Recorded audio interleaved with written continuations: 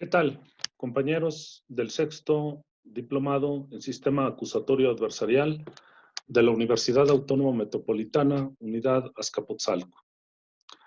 En esta ocasión vamos a abordar el tema de las estrategias de litigación en el procedimiento, considerando que se va a impartir en tres etapas. En la primera abordaremos lo que es recomendable hacer para enfrentar de la mejor manera la etapa de investigación y toda la etapa inicial, y en segundo momento la de la audiencia intermedia. Tendremos otras sesiones con respecto a las estrategias de litigación del juicio y a la argumentación jurídica. Por el momento, vamos a iniciar con las estrategias de litigación en la preparación del caso y el enfrentamiento de la problemática del juicio o del procedimiento en la etapa inicial. Cuando nosotros tenemos conocimiento de un caso, de un asunto y que vienen a nosotros, pues nos enteramos y a partir de allí miramos qué es lo que podemos hacer y a partir de allí comenzamos a implementar nuestras estrategias de actuación. No obstante, también debemos de saber que existen estrategias de omisión, entendiendo las primeras como todas aquellas acciones que, especialmente nosotros como abogados defensores, lo pueden hacer la contraparte, llevamos a cabo para procurar que el procedimiento tenga elementos que se van decantando a nuestro favor.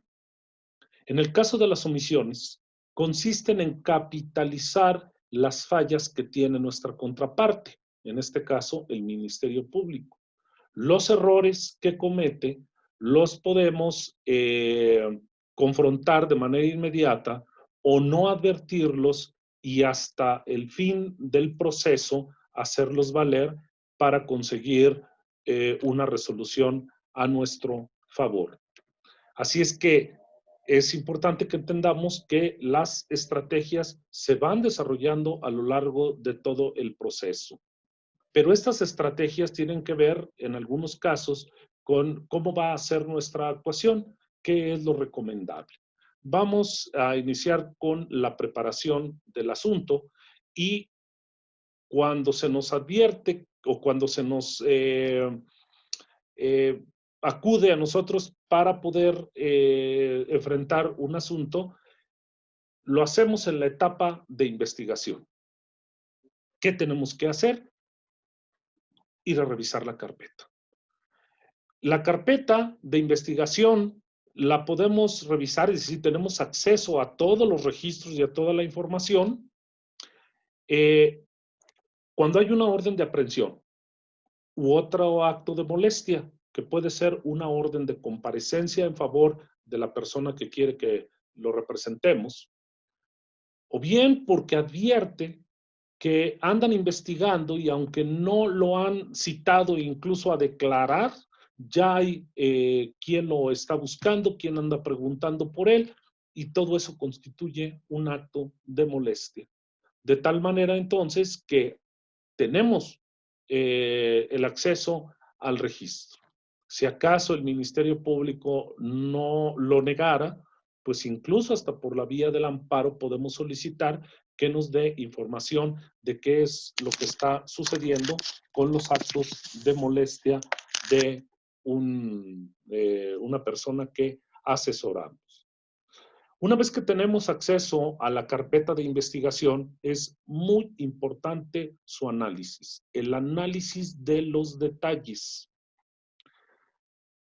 Si un probable delito ocurre y desde allí hay una investigación porque se fue a registrar la escena de los hechos o lugar de los hechos, algunos dirían la escena del crimen, acude el primer respondiente. Y esto que es normalmente policías preventivas, sean municipales, estatales o federales u otras fuerzas de seguridad, ellos deben de acordonar esa escena y evitar que se muevan los objetos que hay en ellas. Cuando llegan la policía con capacidades para investigar y otros policías ministeriales que coadyuvan, se comienza a hacer un inventario y un levantamiento de objetos. Con respecto al primer respondiente, ellos deben de dar un informe policial homologado. Este informe va a integrar la carpeta de investigación y es muy posible que estos informes que entregan los primeros respondientes tenga contradicciones. Esas contradicciones se tienen que hacer valer en su momento oportuno, frente al juez, en ocasiones hasta para liberar a una persona desde la audiencia inicial. Pero no es lo único que hay que revisar exhaustivamente. También las etapas de levantamiento, de inventario, de embalaje, de traslado, de evidencias, de objetos y otra información, por ejemplo, entrevistas de testigos, y que todo tiene que quedar registrado en la carpeta de investigación. Y todo eso puede llegar a generar incongruencias dentro de la investigación y lo que se plasme en la carpeta. Así es que mucho cuidado. La cadena de custodia hay que revisarlas. La cadena de custodia tiene que ser armónica. La cadena de custodia está regida por una serie de normas muy formales llamadas protocolos. Existe el protocolo de la cadena de custodia, existe el protocolo del primer respondiente. Y así cada una de estas cuestiones deben de estar apegadas estrictamente a lo que señalan esos protocolos. Si vemos que se altera la actuación de esos protocolos, son fallas que las autoridades cometen para que nosotros podamos eventualmente tener una defensa exitosa. Lo que se levanta en la escena de los hechos va a ser llevado a examinaciones de laboratorio y análisis periciales. También en esa situación hay que tener mucho cuidado. Los peritos van a emitir sus opiniones conforme a su conocimiento. Son técnicos, por supuesto. Nosotros no somos expertos en las disciplinas de los peritos y es muy importante que tengamos consultores.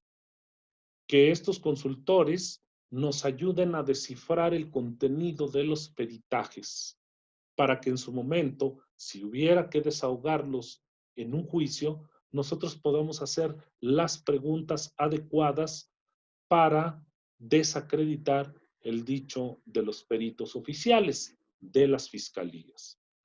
Por otra parte también, cuando ya tenemos intervención en la carpeta de investigación y ya hay una investigación formalizada, tenemos el derecho de solicitar los objetos para mandar a hacer nuestros peritajes con criminalistas que evidentemente tiendan a desacreditar, a controvertir y luego desacreditar el dicho de los peritajes oficiales. Debemos recordar que el código nos da la posibilidad incluso de ir acompañados de un consultor experto en la materia del peritaje o de los peritajes que se van a desahogar. Desde que conocemos la carpeta de investigación, junto con la información que aporta nuestro representado, comenzamos a hacer un esbozo de la teoría del caso. Definitivamente no vamos a completar esa teoría. Es la historia que nosotros pretendemos demostrar durante el procedimiento, especialmente si el asunto llega al juicio, porque el asunto puede terminar por algún medio anticipado o medio alternativo y desde luego ya no usaremos la teoría del caso. pero si es necesario, allí la comenzamos a construir. No es que la acabemos, no es así. La teoría del caso básicamente se acaba después de la etapa de investigación y previo al inicio del juicio. Así es que comenzamos a esbozar. Demás actuaciones del Ministerio Público nos van a dar elementos para ver si la teoría o incluso líneas de teorías del caso, cuál de todas es la que vamos a tener mejores posibilidades de éxito, es decir, mejores posibilidades de demostración. Entonces, quedémonos con que del primer acercamiento a la carpeta de investigación tendremos un esbozo de la teoría del caso.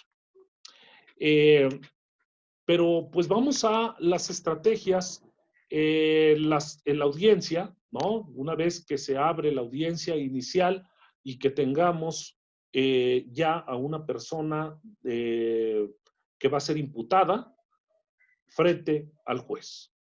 Primeramente hay que ver si nuestro representado va a ser imputado porque existe una orden de aprehensión o porque fue detenido en flagrancia y en caso urgente.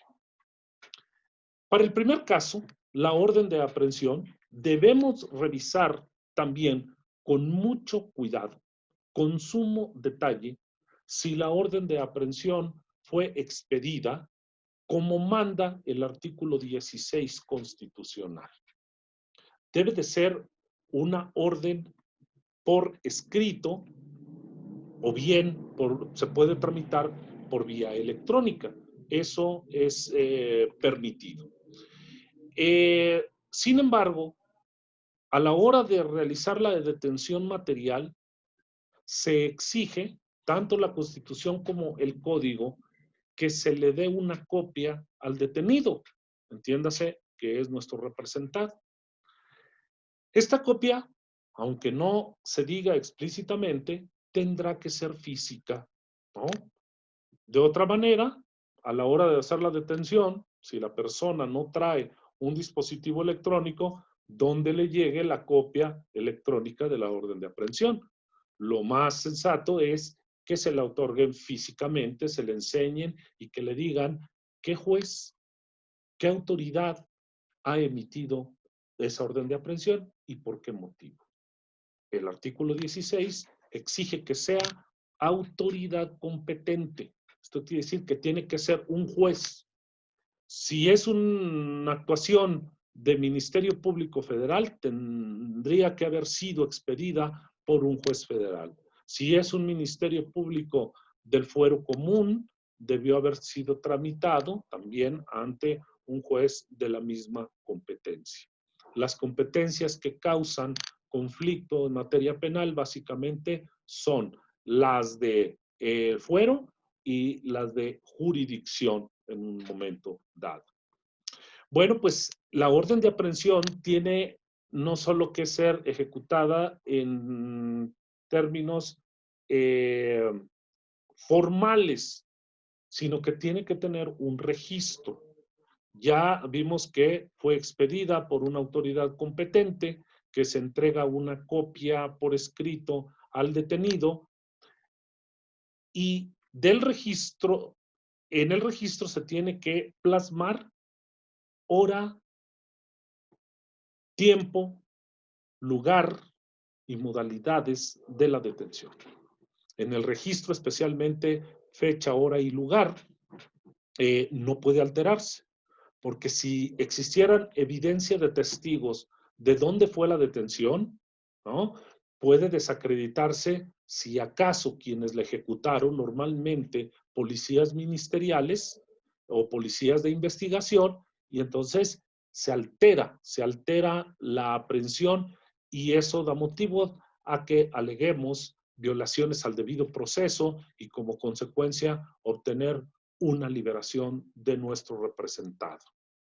En el lugar exacto puede ser la calle, puede ser el domicilio, puede ser un lugar cerrado, el trabajo de la persona detenida, otro lugar de esparcimiento, cual sea. público o privado, el lugar tiene que ser señalado. Y de ese registro, eventualmente en un juicio, nosotros vamos a poder hacer preguntas a las diferentes personas que participaron en la detención, porque todas tienen que ser armónicas. De otra manera, si unos dan unos datos y otros de otros, hay la posibilidad de desechar los testimonios de quienes participaron e incluso alegar también que hubo violaciones al debido proceso. Si la detención fue en flagrancia, tenemos que saber que, como dice la Constitución y como dice el Código, se puede realizar por cualquier persona o por una autoridad normalmente preventiva. Si se realiza en flagrancia por cualquier persona, es decir, por civiles, sin dilación deben de poner a la persona a disposición de otra autoridad. Esa autoridad puede ser el Ministerio Público o puede ser una autoridad civil. Por ejemplo, en un municipio se entrega a la presidencia municipal o si hay policías, se entrega a la policía sin dilación. Bueno, de aquí la autoridad se lo lleva al Ministerio Público. Ese tiempo no es un tiempo computado, pero es un plazo estimado razonablemente. La distancia del lugar de una detención al lugar donde se encuentra la agencia del Ministerio Público debe de haber un lapso razonable. El lapso razonable, dependiendo en qué lo transportan, si en un vehículo automotor, incluso caminando, o bajo qué, en qué condiciones es trasladado un detenido, y eso se tiene que hacer valer. Si no está justificado que en el trayecto del lugar de detención a la agencia del Ministerio Público hubo algo que impidió que se continuara con el traslado ininterrumpidamente, entonces esto puede generar también violaciones al debido proceso. Entonces es importante saber que la detención para ser flagrante debe de haber sido hecha justo en el lugar de los hechos o bien haber sido la persona perseguida ininterrumpidamente y que fue aprendida en otro lugar que no haya sido el lugar de los hechos. Tenemos una tercera forma de detención que es el caso urgente y el Ministerio Público puede ordenar excepcionalmente y bajo su responsabilidad detener a una persona. Nos dice la ley que cuando no haya juez que te gire una orden de aprehensión por las condiciones, lo alejado del lugar, en fin, entonces el Ministerio Público puede decretar la detención. Pero una vez hecha la detención, en cuanto la autoridad judicial esté disponible, hay que solicitarle la orden de aprehensión y sobre todo una audiencia donde se califique si la detención fue legítima o no. Recordemos que cuando una persona está ante el Ministerio Público, solo tiene el plazo fatal de 48 horas para decidir llevarlo ante un juez o liberarlo, aún con reservas de ley, o liberarlo definitivamente. Ese plazo se puede duplicar cuando la imputación eventualmente pueda llegar a ser de participación en delincuencia organizada, para lo cual sube a 96 horas para poner a disposición de un juez. Bien, pues ya lo tenemos. ¿Y qué va a ocurrir con un detenido cuando nos encontremos en la primera audiencia, que es la del control de detención?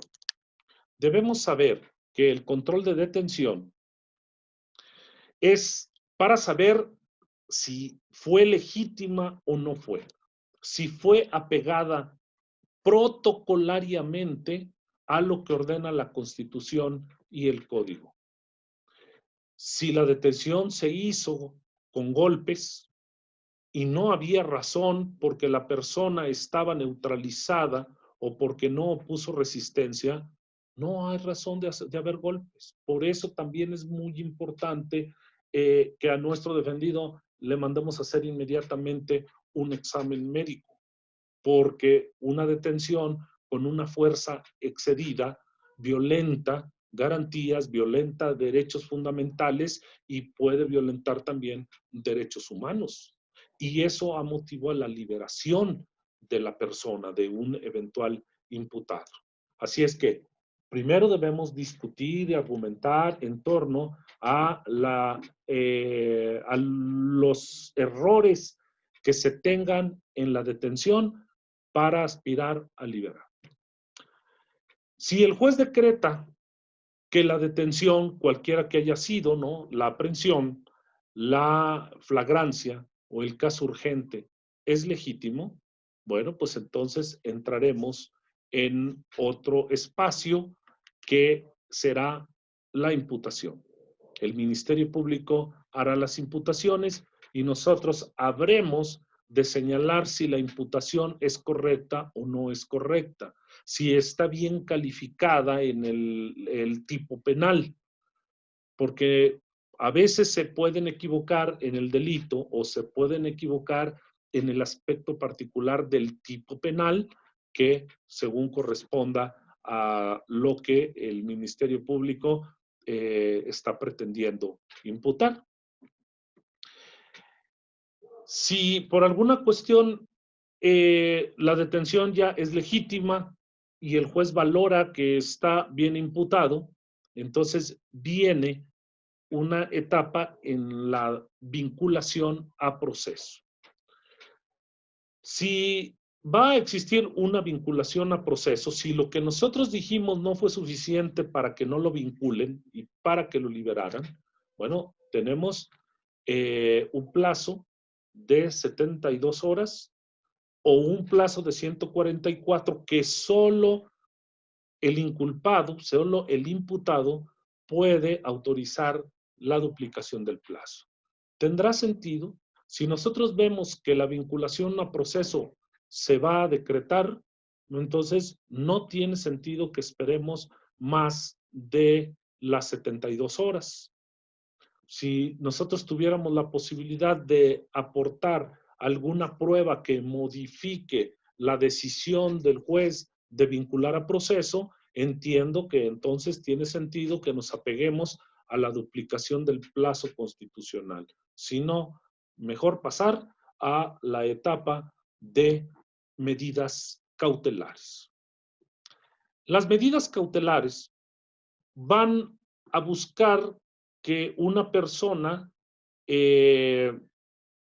garantice su estadía en el procedimiento. Tenemos la prisión preventiva y muchas otras medidas cautelares, desde poner una caución, una fianza, un brazalete, las firmas periódicas ante el juzgado, garantías económicas, en fin, muchas cosas. Una persona se le puede retener el pasaporte para que no salga del país, o en fin, tratar de que un arraigo eventualmente, de modo que la persona esté en el lugar en donde se va a comparecer al juicio. Pero lo que vamos a buscar a la hora de discutir las medidas cautelares es evitar que se vaya a prisión preventiva. Los ministerios públicos piden, solicitan casi por automático, por regla, esa prisión preventiva. Incluso hasta en delitos menores, en muchas entidades de la República se han solicitado prisiones preventivas. Y ya debe de haber un debate en torno a la viabilidad, porque bueno, suponemos que si los delitos son graves y tienen prisión preventiva de oficio, es casi seguro que el juez la va a otorgar. Pero en aquellos delitos no graves o fuera de los delitos graves, hay un listado que a continuación mencionaremos, pues siempre hay que pensar que el procedimiento pueda llevarse en libertad. Si el Ministerio Público no la solicita, nosotros podemos proponer las medidas cautelares con lo cuales garanticemos en libertad que sí se va a comparecer. Claro, el Ministerio Público va a discutir que hay posibilidades de evasión de la acción de la justicia o incluso que pueda agredir a testigos o pueda revictimizar a personas contra las cuales se cometió el delito, ya sea a la víctima directa o a los ofendidos. Y eso es lo que hace que el juez pueda determinar una prisión preventiva. Por nuestra parte, tenemos que garantizar que eso no va a suceder y por lo tanto, toda la sensibilidad que pueda ser necesaria para que nuestro defendido enfrente el proceso en libertad. Debemos de saber que la libertad es uno de los dones, de los derechos, de las facultades, de las atribuciones del ser humano más preciadas. Por lo tanto, es muy importante que luchemos, que debatamos, que argumentemos en relación a la libertad condicional. Pero bueno, hay algunos delitos que es muy, muy difícil. Sí hay 3 excepciones que las vamos a señalar, pero de entrada tenemos que decir que sí, argumentos como que una persona mantenga su trabajo, que una persona con su trabajo y sus ingresos lícitos pueda mantener a su familia, que pueda mantener sus negocios, que pueda continuar sus actividades culturales o deportivas, ¿sí? Y con ello lograr la libertad condicionada. Pero si no, tendremos prisión preventiva y en estos delitos es mejor decirle a los representados que una gran probabilidad o casi por seguro tendremos que enfrentar el procedimiento en la prisión. Delitos como el homicidio doloso, independiente que después se acredite o no, pero en vía de mientras, la prisión será preventiva y se enfrentará el juicio allí. El feminicidio. El genocidio, que además es un delito de carácter internacional, que ha sido en los últimos años muy difícil de que se concrete en nuestro país, pero es un delito sumamente grave. La violación, la traición a la patria, el espionaje, el terrorismo, el sabotaje, la rebelión, la sedición y el motín, que si bien es cierto son delitos políticos, pero son delitos graves también considerados de carácter internacional. Para esos delitos no hay prisión, no hay libertad condicional. Desde luego otro delito que aqueja mucho a la sociedad mexicana y por lo tal ha sido declarado de muy alta gravedad es el secuestro. No habrá manera de que en una acusación de secuestro una persona pueda enfrentar el juicio en libertad. Delitos en contra de menores, de niños, conforme a la Convención de los Derechos del Niño y a las leyes mexicanas, es decir, menores de 18 años.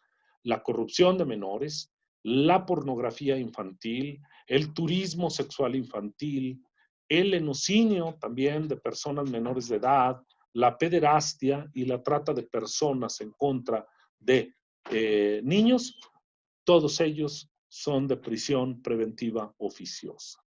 Otro delito que aqueja mucho a esta sociedad mexicana y que se ha incorporado en los últimos años es la desaparición de personas. Forzada si la llevan a cabo autoridades o hecha por particulares. De cualquier manera, es grave por tantos miles de desaparecidos que hay en este país. Tenemos también el tráfico de menores en estos procesos de migración, cuando se llevan de un lugar a otro a personas, es delito y si son menores es agravado. Delitos contra la salud que son producción, transporte, tráfico, comercio, suministro, introducción o extracción de estupefacientes o narcóticos del país. Se añade a este listado el robo a casa habitación y el uso de programas sociales con fines electorales. Hasta ahora no hay nada y ya veremos en las próximas elecciones si efectivamente esto se hace realidad. Bueno, no tendrían derecho a salir bajo fianza o algún otro medio en libertad condicional. La corrupción de funcionarios que produzca enriquecimiento ilícito sería y quebrantos patrimoniales al Estado sería otro delito que ahora ameritaría prisión preventiva oficiosa. El robo a transporte de carga y los delitos en materia de hidrocarburos que le llamamos coloquialmente de huachicol.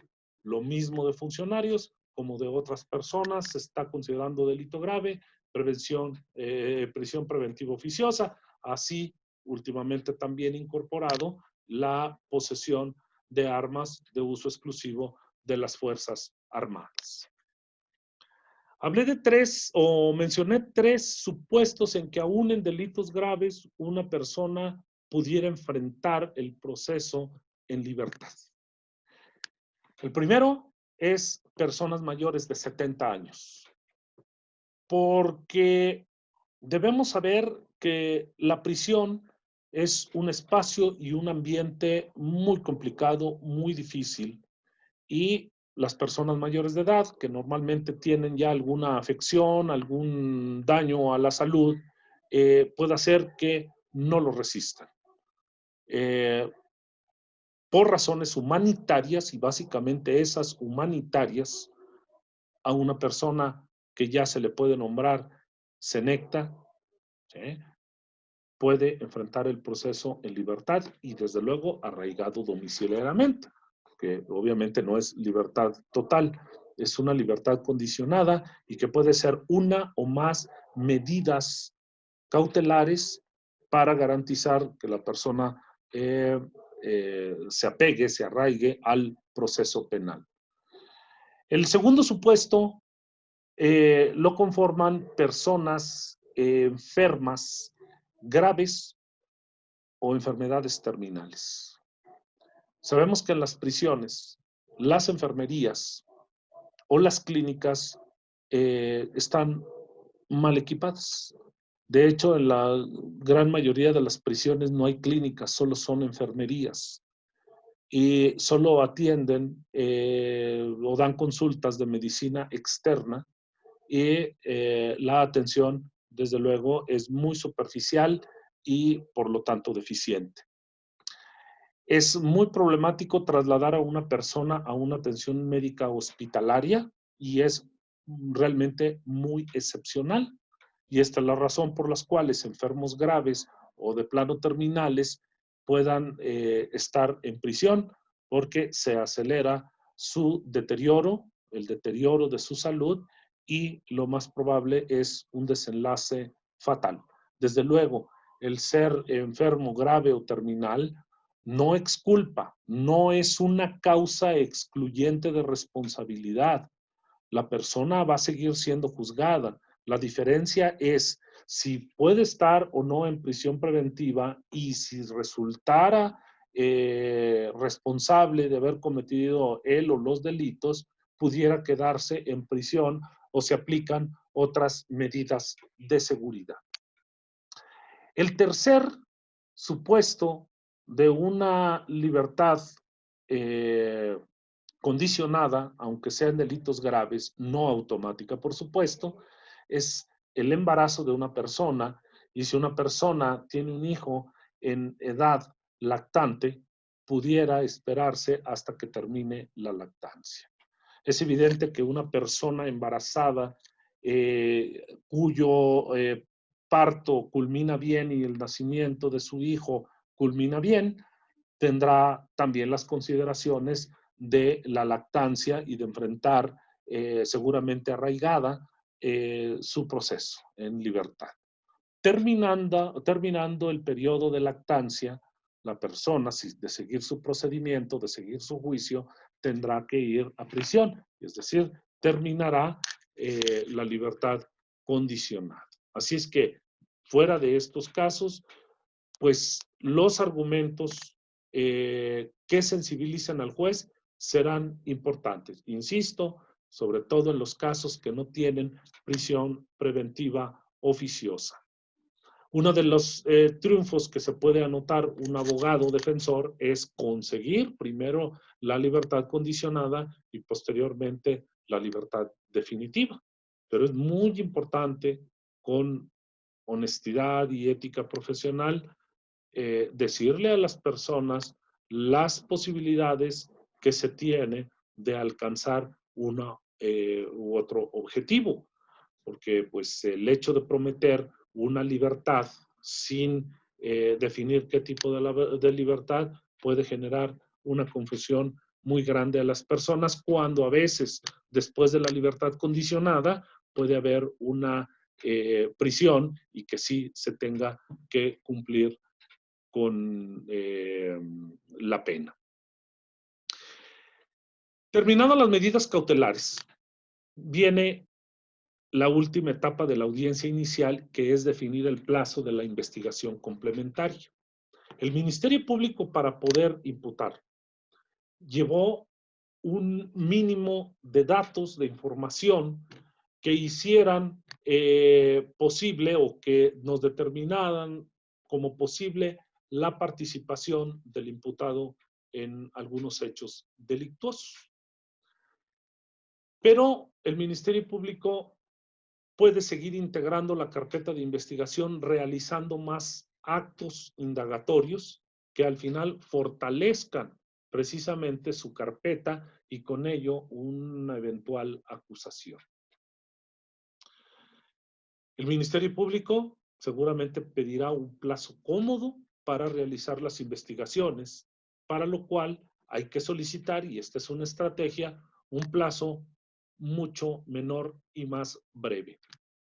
El objetivo de solicitar un plazo más breve es para que se integre pronto la carpeta de investigación y de arrojar datos que no sigan acusando a nuestro defendido, se libere de los problemas de un procedimiento.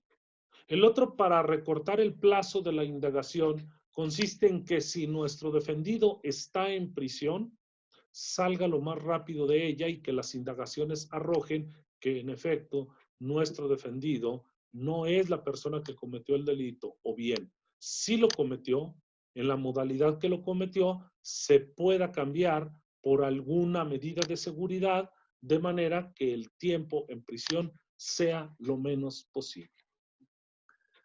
Pero existe una razón más, y probablemente sea la más utilizada para que el Ministerio Público no tenga un plazo tan largo, es aquella de reducir sus tiempos de indagación para que la integración de la carpeta esté deficiente y nosotros podamos tener mayores posibilidades de defensa. Pero si el Ministerio Público pide 4 meses para terminar la investigación, tal vez la defensa tiene que pedir 1 mes o 2. Sin embargo, el juez, por lo común, la experiencia dicta que va a poner un plazo intermedio. Así es que considerémoslo que de lo menos que pidamos, el juez va a decretar algo más, pero también es importante que no le otorgue al Ministerio Público todo lo que ha pedido. Así es que el juez, en este ejemplo, va a otorgar 3 meses, no 2 como pide la defensa, no 4 como pide la parte acusadora, y seguramente serán 3. Bueno, debemos de saber que el plazo para la investigación complementaria tiene un cierre. En la fecha del cierre, la argumentación de la defensa tendrá que ser que es suficiente, que por el tipo de hechos que se indagan, 3 meses ha sido suficiente. El Ministerio Público es probable que si le falta para integrar su investigación, solicite una prórroga. desde luego hay que argumentar que no es necesaria la prórroga, porque de esta manera entonces se apresura, se le apremia al Ministerio Público a imputar o a no imputar. Bueno, en este caso ya es a acusar o a no acusar. Bien, pues tenemos que esas son durante la etapa inicial las actuaciones recomendables por parte del abogado. Jamás adelantar juicios, jamás adelantar juicios. Si se anotan triunfos parciales, pues hay que tratarlos como triunfos parciales. Hasta que no tengamos que el Ministerio Público decide no acusar, o que a pesar de acusar hay elementos para sobreseer el caso, no podemos cantar victoria. Si el proceso sigue y se llegará a juicio hasta que no termine el juicio. Aunque desde luego va a haber unas estrategias que vamos a mencionar a continuación en la audiencia intermedia. Bien, en esta etapa, el Ministerio Público decide enviar su escrito de acusación. Ese escrito de acusación debe llenar requisitos. Los requisitos del artículo 335 del Código Nacional de Procedimientos Penales.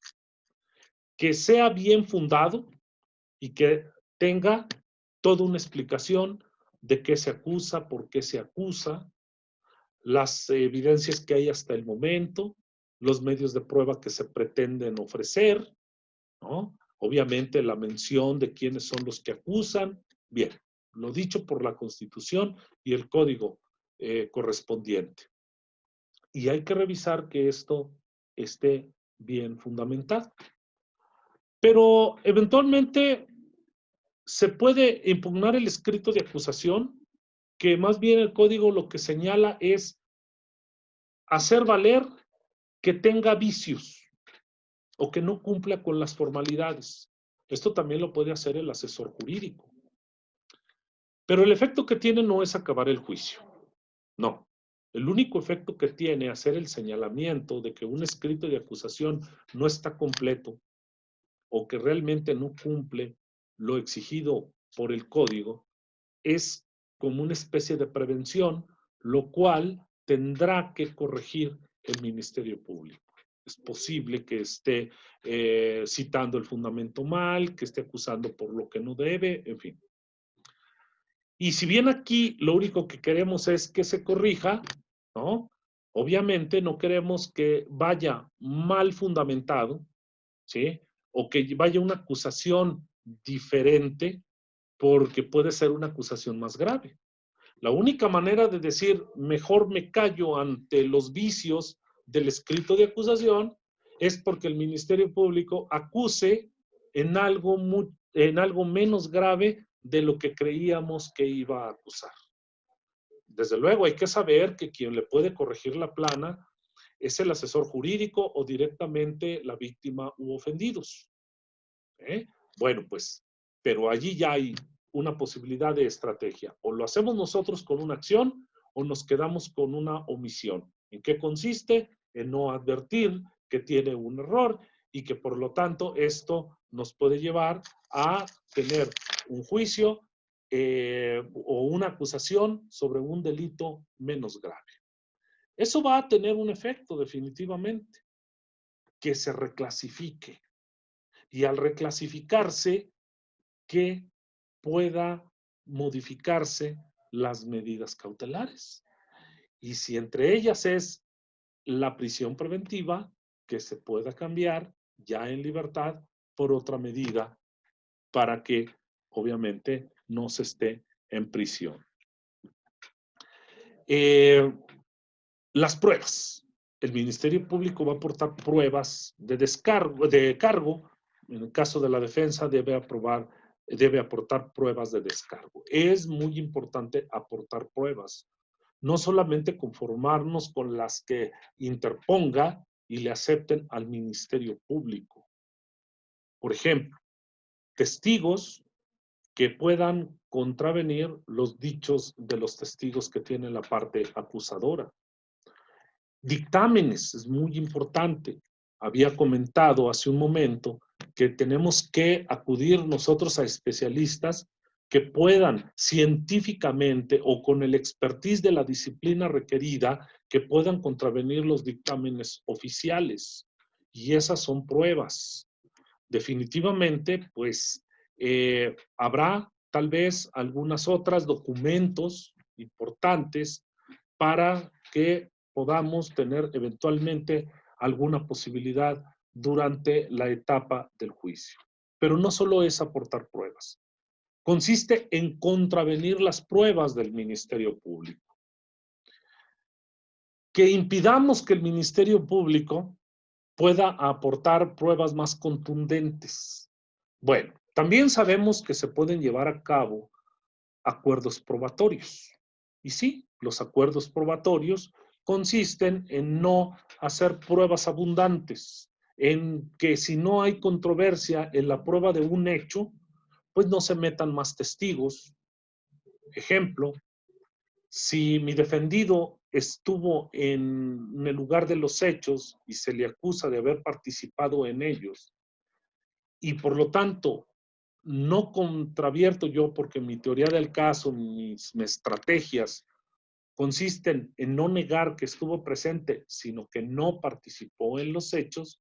Entonces, los testigos de presencia, es decir, los testigos de que el imputado estuvo en el lugar de los hechos, no tienen sentidos. Hay que llevarnos a un acuerdo aprobatorio de que se da por hecho de que de que la presencia de nuestro defendido, pues no es controvertida. Obviamente, todo se va a centrar en ver que efectivamente él participó o en desacreditar que él participó.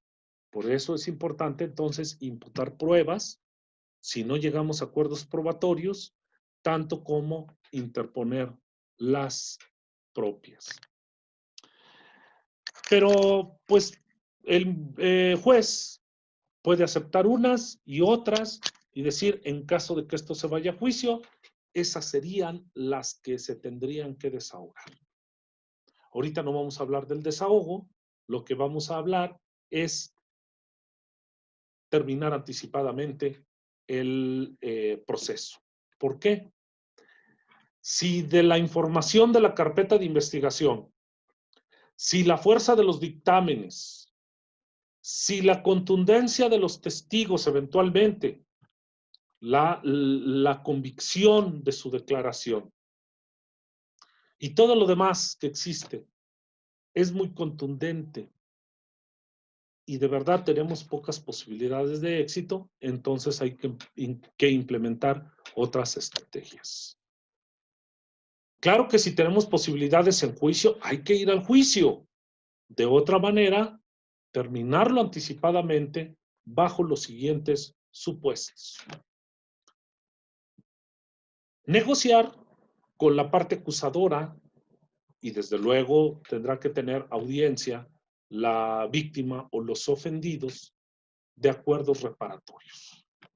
No en cualquier circunstancia se pueden efectuar acuerdos reparatorios que consisten en que el acusado ya pueda pagar o pueda resarcir eventuales daños en favor de la víctima o los ofendidos, que no sean delitos graves y que puedan con ello extinguirse la acción penal.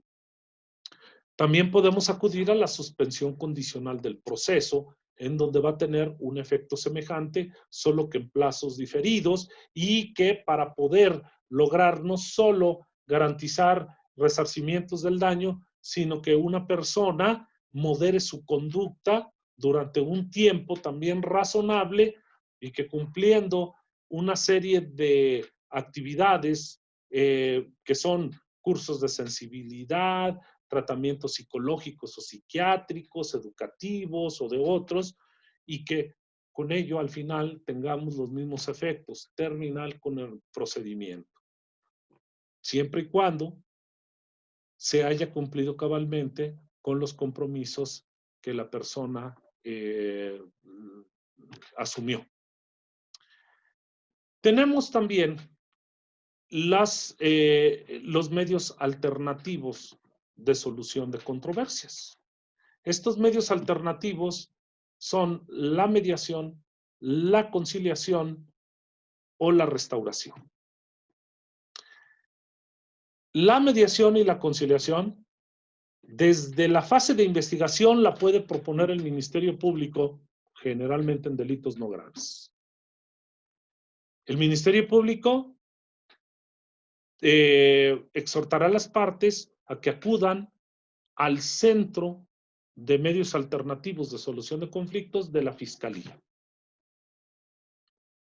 Todas las fiscalías, las 32 fiscalías y la federal, las 33, tienen espacios para que la gente medie o concilie los conflictos no graves. Y esto también igual tendrá un efecto de terminar con el juicio, extinguir la acción penal. En el caso de la judicialización, porque tenemos en esta etapa de investigación el centro de las fiscalías, en la audiencia intermedia, ya judicializado, porque ya hubo una acusación, ya un juez va a valorar incluso lo que se va a preparar para llevar a cabo un juicio, se puede exhortar a que se lleven a cabo estas rondas de mediación o de conciliación en el centro de medios alternativos del Poder Judicial, igual del Poder Judicial local o del Poder Judicial federal, según sea el asunto. El objetivo, el mismo, terminar con la controversia, siempre y cuando no sean delitos graves. Pero, en el caso de otra posibilidad más de terminar anticipadamente, sería la aceptación de culpabilidad. La aceptación de culpabilidad consiste en buscar beneficios de reducción de pena con tal de declararse culpable, que también tendrá que ser supervisado con el juez y ver que no lo impone el Ministerio Público, sino que es una aceptación voluntaria, consciente del inculpado.